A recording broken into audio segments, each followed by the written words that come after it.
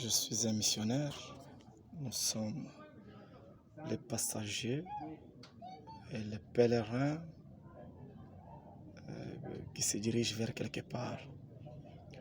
Il y a un temps pour toutes choses, un temps de naître, un temps de mourir, un temps d'être en bonne santé, un temps d'être malade. C'est pour dire que le temps prendra toujours fin.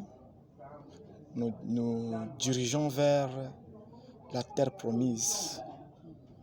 Non, le ciel n'a pas été créé pour que l'homme puisse y habiter, mais le ciel a été créé pour que l'homme y habite.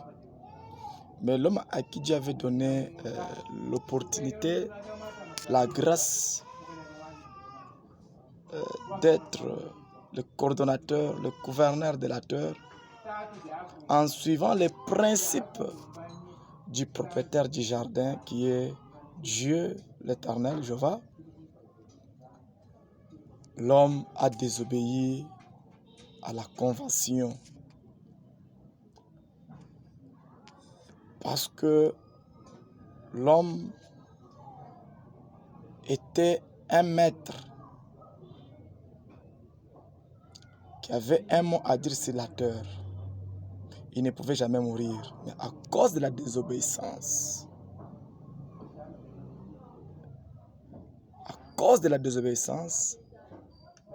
l'homme est tombé. Alors, Dieu ne pouvait pas accepter que l'homme à qui il a pris du temps pour former l'homme à son image, pour qu'il puisse lui laisser comme ça. Ça pouvait se faire parce que Dieu ne fait jamais un travail bâclé. Pour les anges, Dieu a laissé, mais pour l'homme, Dieu est descendu pour intervenir. Quand Adam et Ève avaient péché dans le jardin d'Éden, je voulais dire que Ève, qui était tombée, Adam, par l'amour de sa femme, n'avait pas voulu accepter qu'il puisse rester seul. Il a accepté de mourir à la place de sa femme. Alors Dieu a tracé le chemin sur le même endroit qu'il empêchait Adam et Ève de y retourner. Parce que si Adam et Ève pouvaient retourner sur cet arbre, aujourd'hui, on n'allait pas parler de la mort. Alors Dieu du ciel, par son amour, parce qu'il est là en colère, il a eu la patience pour voir l'évolution de l'homme. Alors, Dieu qui empêchait Adam et Ève de toucher au Fils qui avait la vie éternelle, Dieu du ciel a accepté de retracer le chemin sur lequel où Adam pouvait s'approcher, mourir, et c'est le même chemin que Dieu a tracé pour que l'on puisse retourner à l'obéissance originale. Mais le problème est que le même endroit où Adam cherchait pour toucher, pour trouver la vie éternelle, ce même endroit-là, l'homme ne veut plus encore y aller encore sur cet arbre de vie-là. Et je me demande, c'est quoi au juste le plan du diable? Pour que le plan de Dieu, c'était pour que l'homme puisse retourner dans son endroit originel, où l'on ne peut jamais mourir.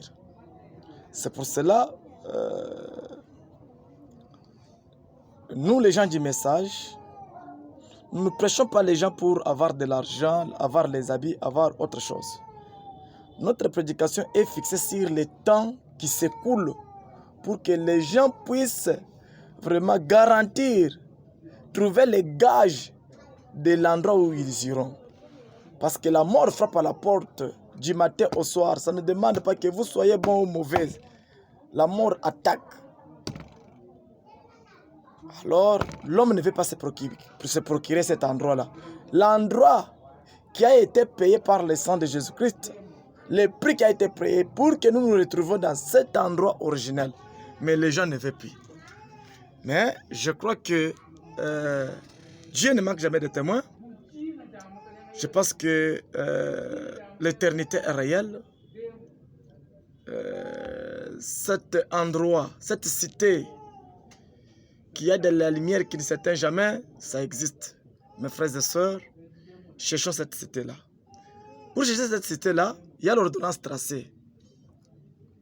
Il y a une même question qui a été posée pour se retrouver aussi. Pour trouver le royaume des cieux, il y a un chemin, il y a l'ordonnance qui a été tracée. Quelle est cette ordonnance-là? Acte chapitre 2, 37. Que devons-nous faire? Chaque personne qui est sur la terre devait se poser la question, que devons-nous faire? Que devons-nous faire? Et Pierre, il devait, quand il y a une question, Frère Branham dit que quand il y a une question, il y a une réponse. Pierre a répondu, repentez-vous. On manque des obéissances parce que nous sommes nés par la désobéissance d'Adam et Ève. N'oubliez pas ça. Nous devons se repentir à cela. Croyez en Jésus-Christ et se faire baptiser au nom de Jésus-Christ pour la rémission de vos péchés. Ce n'est pas encore fini. Beaucoup de gens se limitent par là. Nous continuons. Et vous recevez pas la prophétie, pas des dons de prophétie, mais vous recevez un don de la part de Dieu. Et qu'est-ce que ces dons-là? Ces dons-là, c'est ça la vie éternelle. C'est la portion de Dieu. Ce qui faisait Dieu là, dans des cœurs des hommes et des femmes, pour la réconciliation, de retourner à l'état initial. De faire retourner l'homme à l'état initial, il faut que la partie de Dieu soit dans l'homme. Parce que l'homme était à l'image de Dieu. L'homme était de la nature de Dieu. C'est pour cela, je crois que nous sommes en train de se préparer pour une campagne. Moi, c'est votre frère Noé Chibalanga, pasteur du tabernacle Mbujimaï. Je crois que nous sommes là, nous sommes en train de se préparer pour une campagne qui pourra se faire. Nous sommes les gens du réveil de Kamosha, et le réveil du Kamosha n'est pas autre message. Le réveil du Kamosha est sorti de ce message de Malachie 4. C'est la continuité. Frère Branham dit que l'homme en soi doit être le réveil. Si vous cherchez le réveil de Kamosha, c'est moi le pasteur Ten que je suis. Je pense que le Dieu de Branham puisse vous bénir. Le Dieu de Chibola est réel. Le Dieu du réveil de Kamosha est réel. Le Dieu de Chinyame est réel. Que Dieu vous bénisse.